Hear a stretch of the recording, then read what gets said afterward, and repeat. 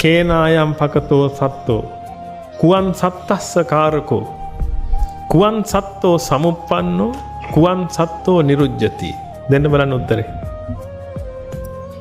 වජිරා මහරහත් තෙරණිය ගාවට වසවති මාර දිව්‍ය පුත්‍රය ආවයි කියලා සඳහන් වෙනවා. ඇවිල්ලා ඔය ප්‍රශ්නයක් ඇහුවයි කියලා. දැන් ඕන හොඳට බලන්න. දැන් මේවා පින්වතුනි හොඳ ගාම්භීර මනසකින් ගන්න ඔළුවට පින්වතුනි. නිකන් ඔහේ ආවට ගියාට ගන්න එපා.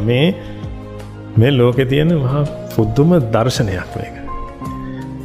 ඒ දර්ශනයේ උපරිමයටම රස විඳින කෙනෙක් තමයි පින්වතුනි මම. මම ඔබට කියන්නේ මේක මහා පුදුම වාසනාවක් කියලා. දැන් අර අපි ඉස්සර සාහිත්‍ය පොතක් අරගෙන කියවදී රස විඳේ. අන්න ඒ වගේ පින්වතුනි මේ ධර්ම රසය කියන එක පුදුම විදිහට විඳිනවා අපි.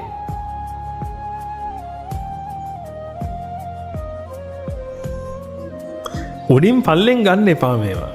හොඳට ගාම්භීරව ගන්න. කේනායම් පකතෝ සත්තෝ කුවන් සත්තස්ස කාරකෝ. කවුද මේ සත්වයා? කුවන් සත්තස්ස කාරකෝ. කවුද මේ කව හැදුවේ? කුවන් සත්තෝ සමුප්පන්නෝ. කොහොමද මේ සතාව හැදෙන්නේ? කුවන් සත්තෝ නිරුජ්ජති. කොහොමද මේ සතාව නැති වෙන්නේ? දැන් ඔබෙන් ඇහුවොත් එහෙම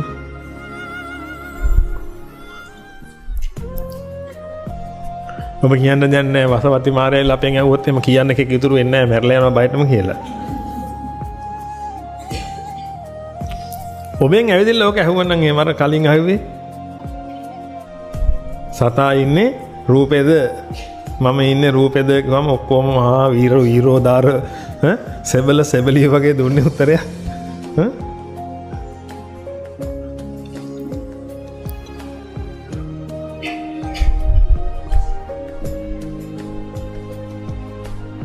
උන්වහන්සේගෙන් ඇවිල්ලා ඇහුවේ පින්වතුනි මේ සතා මොකಾದ?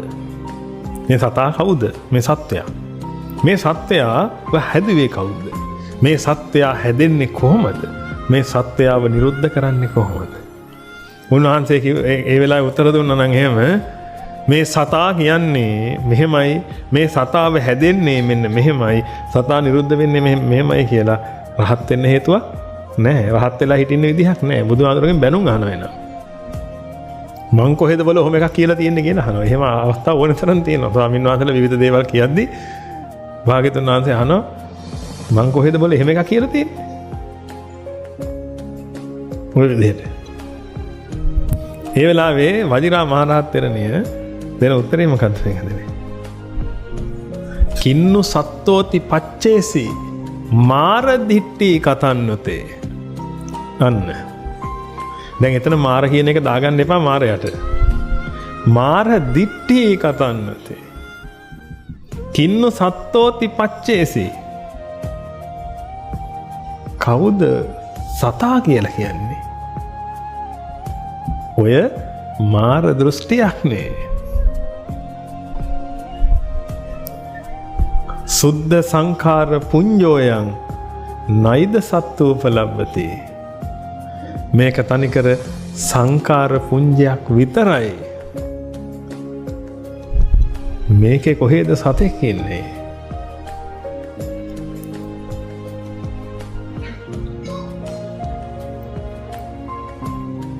දැන් ඔබට වැටහෙන්නේ නැද්ද උන්වහන්සේ අරහත් වෙලා තමයි හිටියේ කියලා? හේතුව මොකද පින්වතුනි? අනිච්චතාවය කියන එකනේ පින්වතුනි අරිහත් ඵලයේ පූර්ණ වෙන මනස කියලා කියන්නේ තනිකරම පින්වතුනි විශ්ව මනස. ඒ කියන්නේ විශ්වයේ තියෙන සත්‍යතාවයට එකඟ වෙච්ච මනස.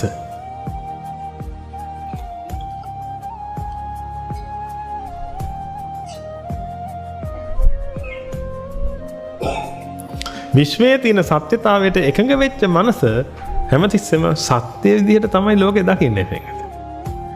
අන්න එතකොට දැන් බලන්න ඇහුවේ සත්වයක් ඕ කවුද කොහෙන්ද හැදුනේ කොහොමද නිරුද්ධ වෙන්නේ කියලා. ඒ වෙලාවේ උන්වහන්සේ දෙන උත්තරේ තමයි කවුද බොල සතා කියන්නේ. එහෙම සතෙක් කොහෙද ඉන්නේ ලෝකේ? ඕක තනිකර මාර දෘෂ්ටියක් කියලා. එහෙනම් ඔබ තේරුම් ගන්න පින්වතුනි ඔබ මාර දෘෂ්ටිය දරනවද නැත්නම් බුද්ධ දෘෂ්ටිය දරනවද?